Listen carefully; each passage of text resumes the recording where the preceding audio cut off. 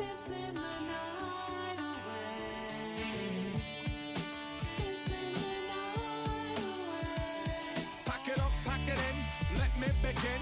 I came to win, battle me, that's a sin. I won't ever slack up, punk, you better back up. Try and play the role and you're the whole crew will act up. Get up, stand up, come on, throw your hands up if you got the feeling. Jump up, touch the ceiling, monsters of fun flow. Someone's talking junk, yo, I'll bust them in the eye. And then I'll take the punks out, feeling funky. Amps in a trunk and I got more rhymes than this cops at a Dunkin' Donut shop. Sure enough, I got props from the kids on the hill, plus my mom and my pops. I came to get down, I came to get down. So get out your seat and jump around. Jump around. Jump up and get down. Jump around. Jump up and get down. Jump around. Jump up and get down. Jump up and get down. Jump, jump, jump, jump, jump, jump, jump, jump, jump, jump, jump, jump, jump, jump, jump, jump, jump.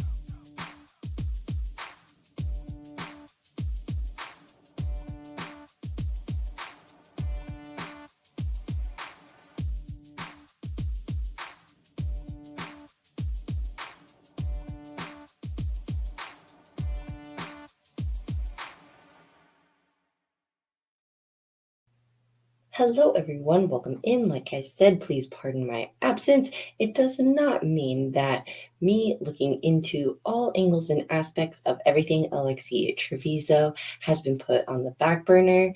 No, just that I have found extremely interesting things that will slowly make their way into the public domain when the time is right.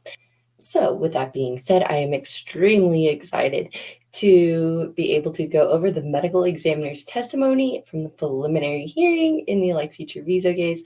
We still don't have a decision from the judge on the evidence. That's still up in the air. That's still remaining to be seen. So for now, the latest information to be put online in its totality is this preliminary hearing recording. For right now, we will be going over, at least in my opinion, the most important testimony, because there is no way this testimony will be kept out of court, the medical examiner. So let's just jump right into it. Yes, I do. Okay. And Ms. Gonzalez, as we had the issue with the last witness, you're welcome to come up to the bench to conduct this examination. And if my understanding is correct, we can stipulate that Dr. Shields can testify and render an opinion as an expert in pathology? That's correct. Okay. Court will find that Dr. Shinost is an expert in pathology and can render opinion based on her expert qualifications. You may. Ma'am, if you'll please state your name for the record. My name is Dr. Harley Shinus.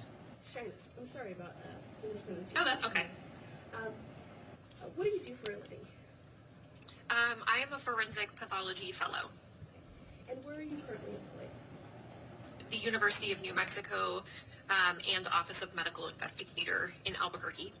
And what is your job title? So I'm a forensic pathology fellow. Dr. Shinest, I'm going to take you, draw your attention to an autopsy that you performed, and it will be on case number 2023-00669. Are you familiar with the case to which I'm referring? Yes, I am. Okay. And did you perform an autopsy on Baby John Doe? Yes, I did. Okay. What date did you perform that autopsy? Is it okay if I refer to my report for that? Would that refresh your recollection?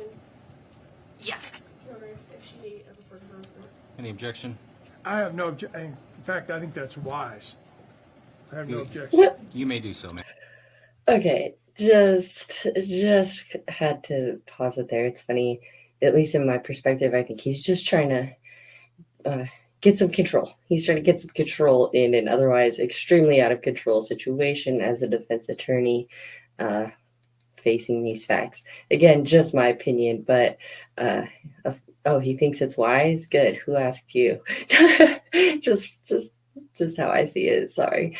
Maybe I'm a little too hyped up. I've only went through this one time, so bear with me because it's still hitting me, everything I'm hearing. It's very interesting to hear Gary in action. Also, just to explain the video, obviously the one, the only 10th woman is who supplied the internet with this recording. It was only coming out of one headphone, and so I fixed it. So that is why you see this here, because I could not have it just play in one headphone.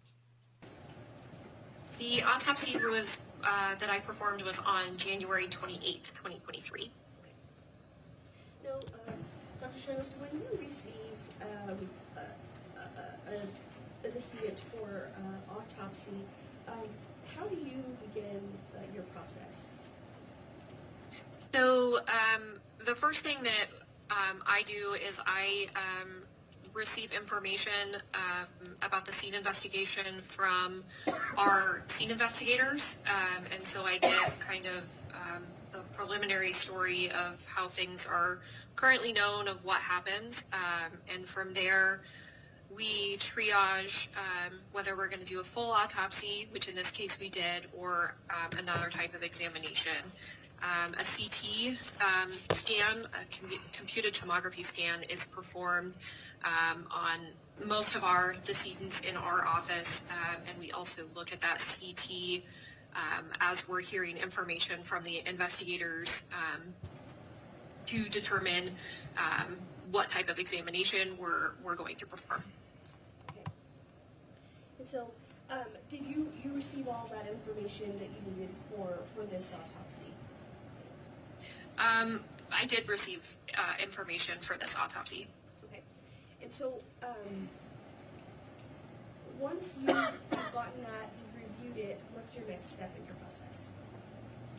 So then we go on to actually perform the examination. And so we start with an external examination, which looks at the outside of the body. We detail, if there's any medical intervention, which in this case there was not. We look at if there's any external injuries or any findings, as well as just standard things that we look at externally, like hair and eye color, etc. Okay. So you said you determined if there was medical interventions, and in this case, there were none that you could determine? Or some? That's correct. Okay. You then do an external examination for injuries. Did you find any type of injuries to Baby John Doe? No, I did not find any injuries. Okay.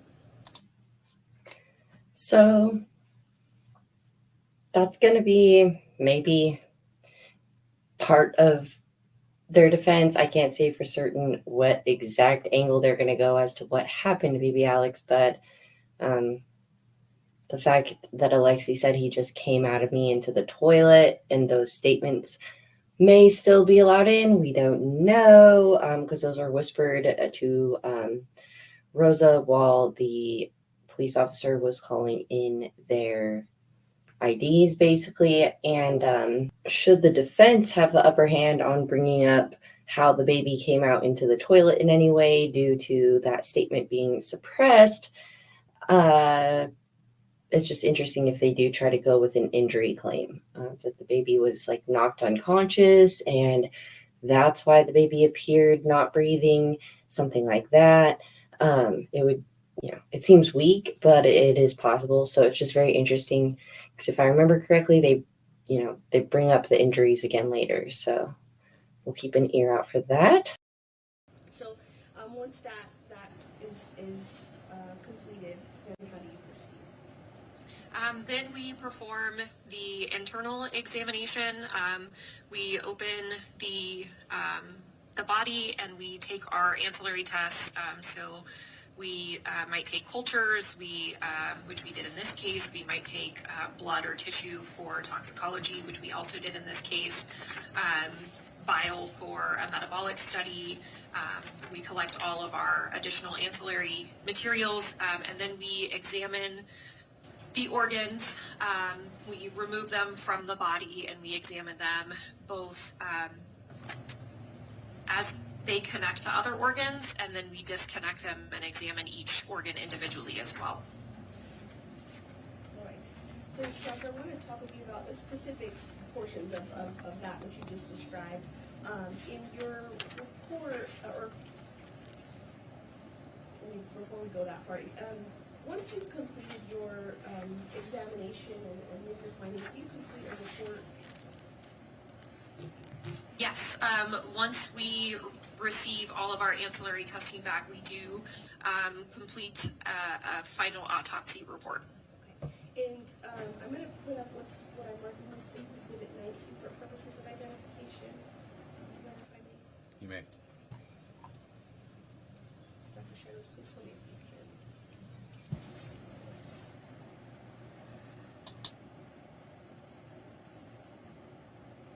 I'm not seeing anything. Sorry, give me 1 second. I looked the wrong.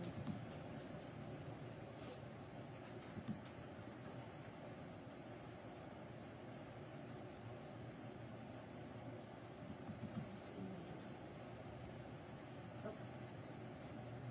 Can you see what I've just put up on the screen? Yes, Do you recognize State's Exhibit 19? yes. What is it? This is our autopsy report for this case. Okay. And, does this report have your signature fixed? It does.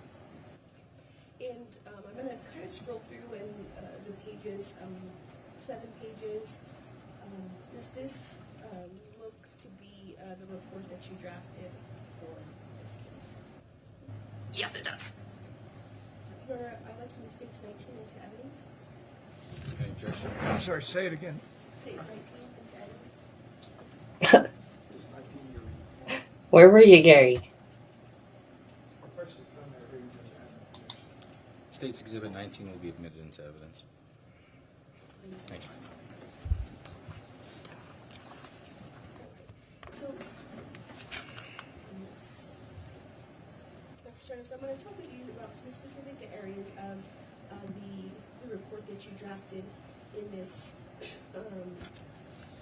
report. And you already stated that there were no external injuries that you were able to see.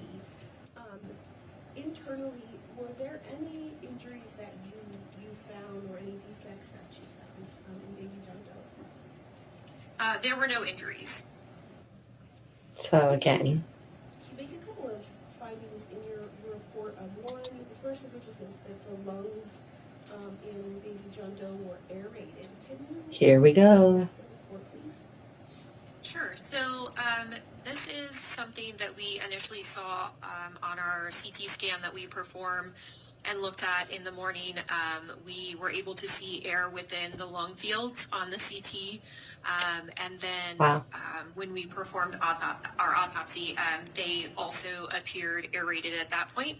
However, the CT findings are more specific for that air.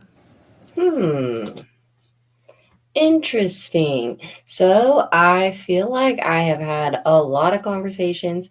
I've heard a lot of back and forth on the whole CT scan not being adequate to show air. So it's testified to.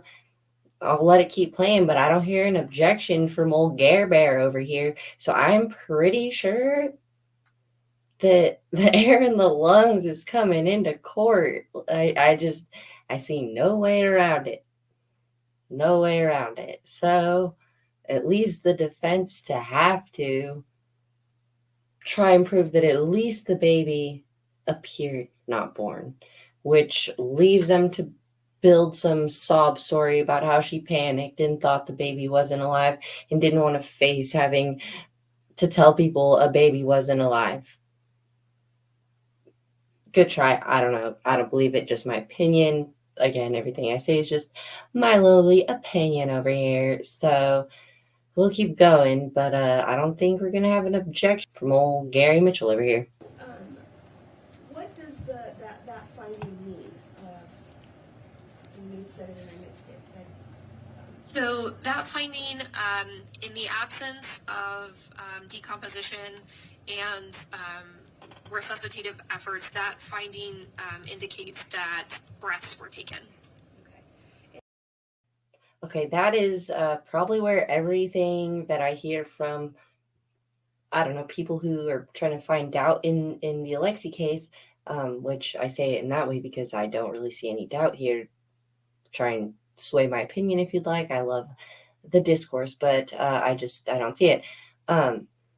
How she just said absent medical intervention. So it's going to be extremely obvious and weird and off-putting to the jury if you say that Alexee had the forethought to blow air into the baby's lungs so much that it gets into the stomach, as you'll hear, but didn't tell anyone that the baby needed help.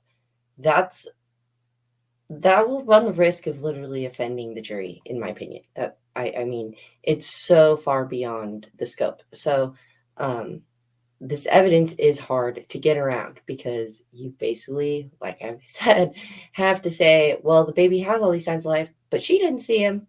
Nope, she didn't see them. So that's why. Okay, we can keep going. You already said that there were no, or to your knowledge, there were no resuscitation efforts, and you said absent from decomposition. Did you find any decomposition in Baby John Doe when you received him? He had no changes of decomposition. Bum, bum, bum.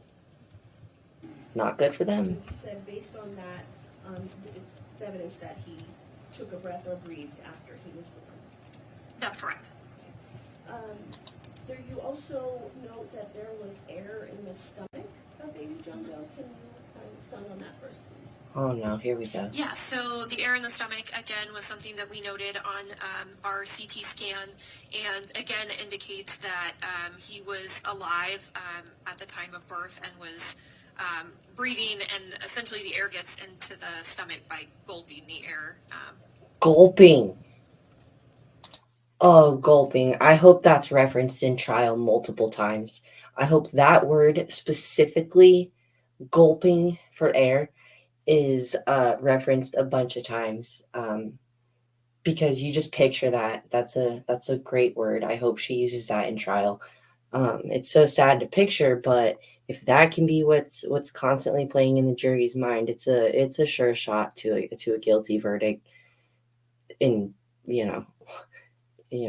it could be a matter of hours. I mean, I still don't know what the judge is going to say on the evidence, and I can maybe be even more confident after that. But I mean, I don't know if you guys followed the Nikolai Mew case. A lot of similarities to his actions after the stabbing that at least I find comparable to Alexee's actions after going out of the bathroom. And that was the reason a lot of people voiced that they felt he was guilty, because they said those are the actions of a guilty person, not someone who was defending themselves. So just to, compare that to Alexee, it's like, are these the actions of someone who was panicked and trying to hide a dead baby? Or are these actions of someone who is trying to hide a baby they've been hiding all along? What's the jury going to believe? I don't know. These are just my opinions. Let's keep going.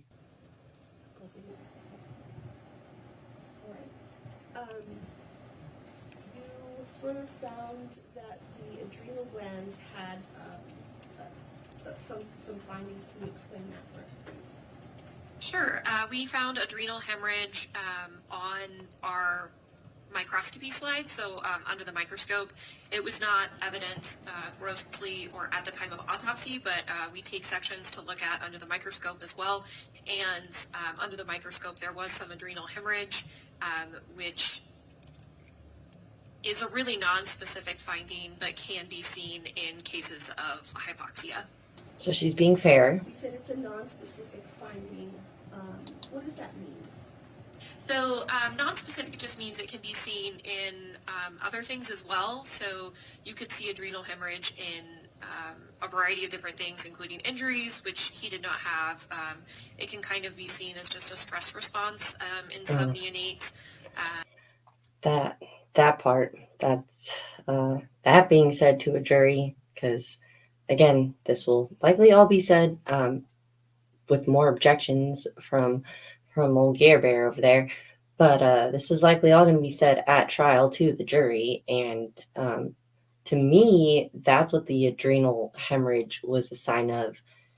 When we went through the autopsy, I think that the stress factor of an adrenal hemorrhage leads you to think that the baby suffocated, which again leaves them to only be able to try and prove that the baby never showed signs of life until being put into a bag, which is interesting because isn't that kind of more like the womb? Like, I don't know. I feel like the baby would be more likely to be breathing air um, when the baby came out breathing air. I'm shocked to think a baby would just randomly start breathing once put back into a, in a bag that kind of would mimic the, where the baby just came out of, in which they're not breathing oxygen. So I find that to be hard to believe that, oh, the baby being in the exact, like, that's not what triggered the baby to breathe.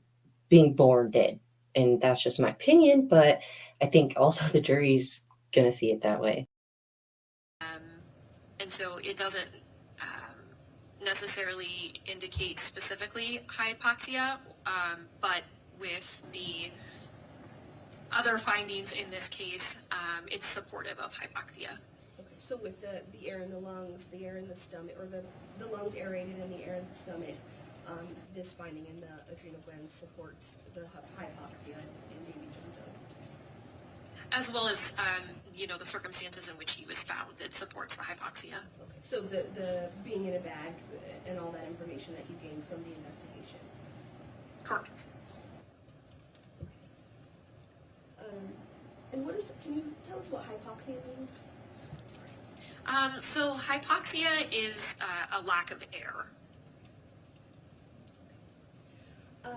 There was also a finding or a note that there was non-specific vascular congestion. Can you explain that for us, please? Sure. So this was on our neuropathology examination, which I personally reviewed and was also reviewed by one of our neuropathologists. And it's another one of those non-specific findings, so it can be seen in many things. But in this case, the vascular congestion is consistent with hypoxia.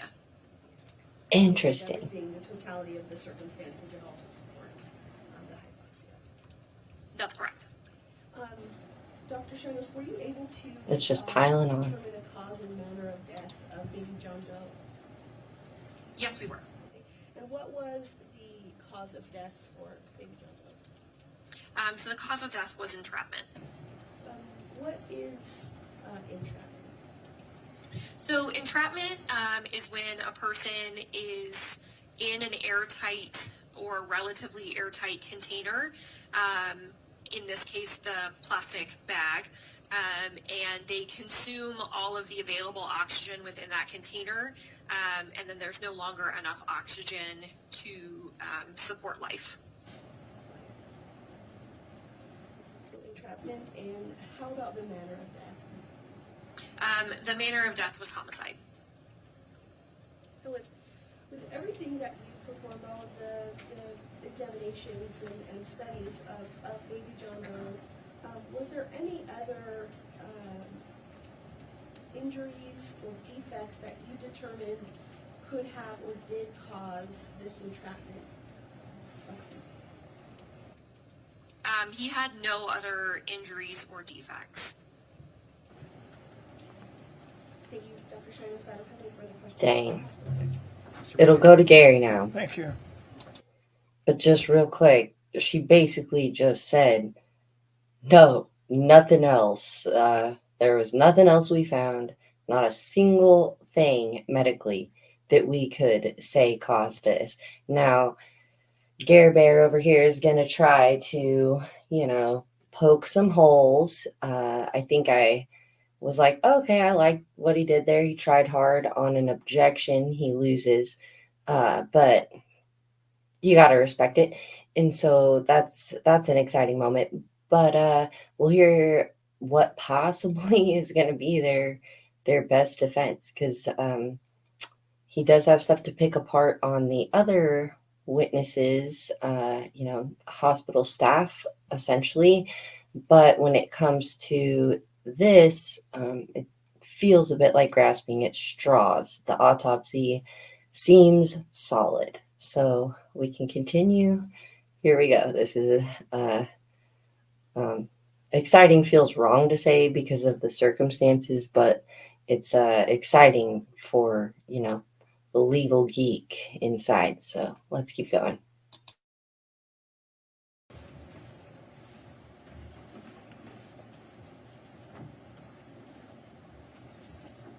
Doctor, did you review the lab reports from NMS? Yes, I did. And you noted in the heart blood morphine of 19, what is that, nanograms per milliliter? Oh gosh, here we go. Yes. And is that phenethylamine, 420 nanograms per milliliter? The phentermine, yes. Phentermine, thank you. Oh, Phentermine is something that we see people take that for makes weight her loss look guilty? or to slow, or not weight loss, but suppression of appetite. That's what it's commonly used Not for. weight loss. Hold on. I didn't catch that the first time. My brain is slow to register this right now.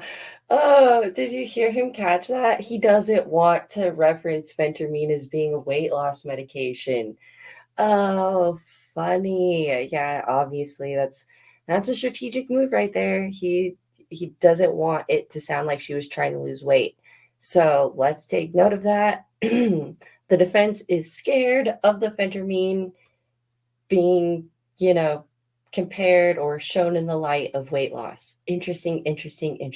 Again, just my opinion. He corrected himself from weight loss to appetite suppressant. So that is interesting.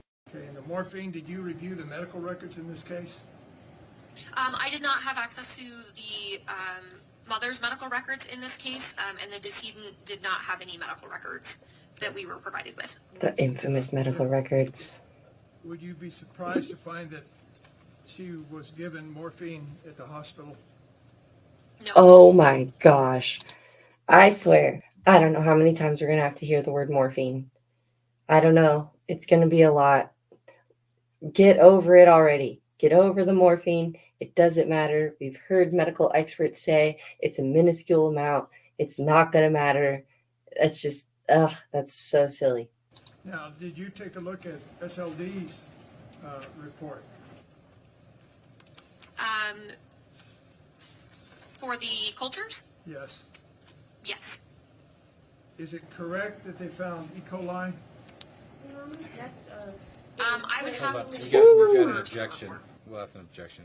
Go ahead, ma'am. Your Honor, there's been no information that this is drafted by Dr. Shinos or that she has knowledge of the examinations or testing for the virus. Mr. Mitchell, your response? I'll ask her. Let me ask her that question. All right. Okay. Doctor, are you familiar with that report? Yes. And I assume you know how to read it. Yes. He's I trying. assume This you is know good. what they're talking about when they're speaking of E. coli and Linococcus species, etc. Is that correct? Yes. All right. Yes, I do.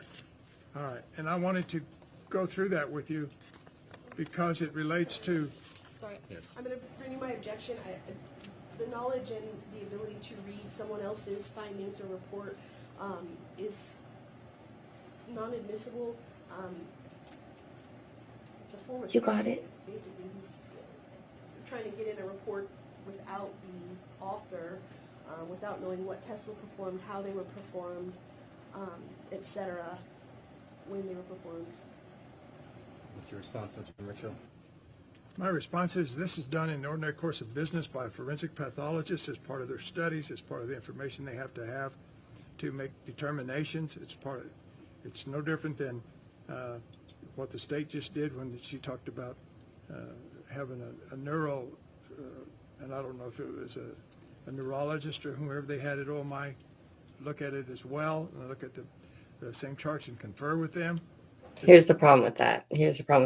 Because he said as well, right? So that means the examiner looked at it themselves. She is, though she didn't get it out really quickly, she's right about her objection because there's no foundation and it's actually not in evidence. So essentially he's trying to poke holes with something that's not even in evidence yet. I'll let the attorney explain it. But this was when I really, my ears just perked up. I was like, oh, interesting. Okay, here we go. But the judge scrolls forever, so uh, I might try and fast forward that part. No different. This is all part of forensic pathology. You have to know what the toxicology reports come back and in order But to it's not in reach evidence. certain conclusions. And Ms. Gonzalez, And she has, and just to conclude that argument, Your Honor, the doctor indicates she knows how to read it, she knows what they're talking about. It's part of her work. Bum bum bum. My objection is just that we're trying to get someone else's work in through someone who didn't do that. Yes. I didn't admit Sorry. anything from a neuropathologist. There is evidence of that, but I didn't seek to admit it because the neuropathologist Yes. is here. Smackdown. So I would say there's no foundation, there's no authentication. and- Yes. and it's not the person who did the testing.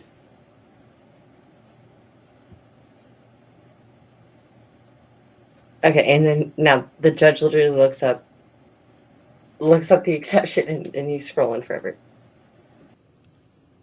in regards to this objection to hearsay, Mr. Mitchell's, correct me if I'm wrong, you're citing that this is an exception to hearsay under 11802, record of regularly conducted activity. I don't believe it's been established that this is in fact a record of regularly conducted activity, and the Booyah. objection will be sustained. And Your Honor, I would just bring up that I don't there's know no if she heard custodian that. who's present of that record.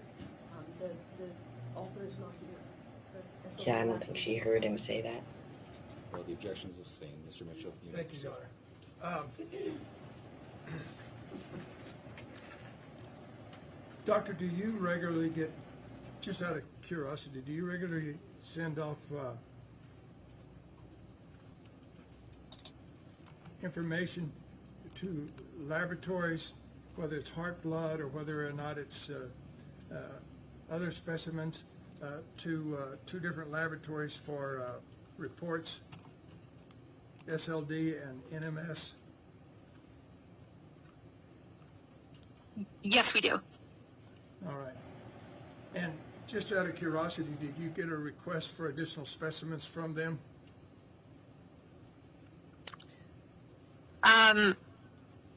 They did not request any specimens from us. No, that's not what I meant. Did they advise you that you should consider collecting a new specimen? No, they did not. Okay. Oh. What was he trying to do there? Now let's talk about the mechanism of injury. And I notice you referred to What? a plastic bag or container. Okay. That's because that's the information you received to determine the mechanism of injury? Yeah. So I did receive that information, but we also received the plastic bag with the decedent. Right. And the plastic bag was open at the time you received it, is that correct? It had been opened at the time we received it, yes. All right. So you don't know yourself what the condition of the plastic bag was earlier, do you? No, I was relying on reports from our investigator and the law enforcement report for that. Exactly. Now, when we talk about entrapment, we Okay. talk about there being other non-homicidal type entrapments. Is that fair? Oh my gosh. Yes. In other words, other mechanisms that Like make what? off breathing. Strangulation? Yes. Now, in this case, I know you looked at the umbilical cord, but did you make note that the umbilicus in this case was very long? I would have to refer to my report to refresh myself on that. Please do.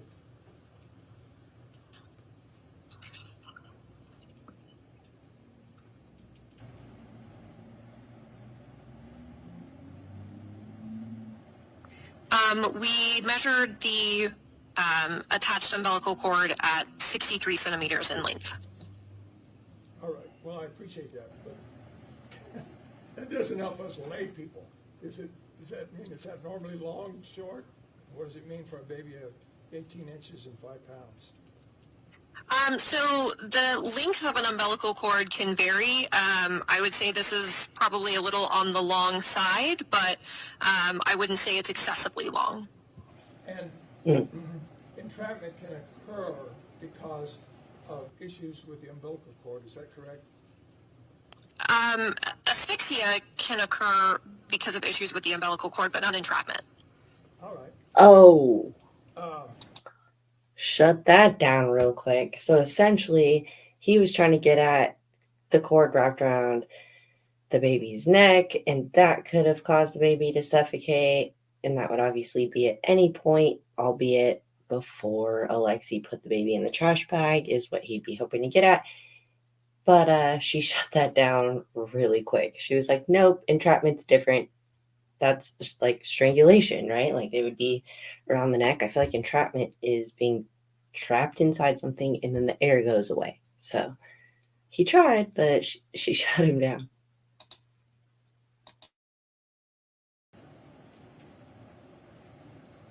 do you have any information other than the patient was in the bathroom when she had the baby? Do you have any other information as to how or where she was present or how the baby was delivered, I do not. or if the baby fell somewhere? Do you have any of that information? No. All right. Thank you. I have nothing further at this time. May this witness be released from subpoena? She may. Have something additional. She says she has additional questions. Dr. Sharist, I just have a brief follow-up. Mr. Mitchell asked if the baby had fallen, but you previously testified there were no injuries that, or were there any injuries that would lead you to think that this baby had fallen or was dropped or anything of that nature? No, there were no injuries to indicate that. And one last question, were you able to tell the age of Baby John Doe? So we did approximate his age around 38 weeks gestation, but that could be plus or minus a week or two. Okay, plus or minus.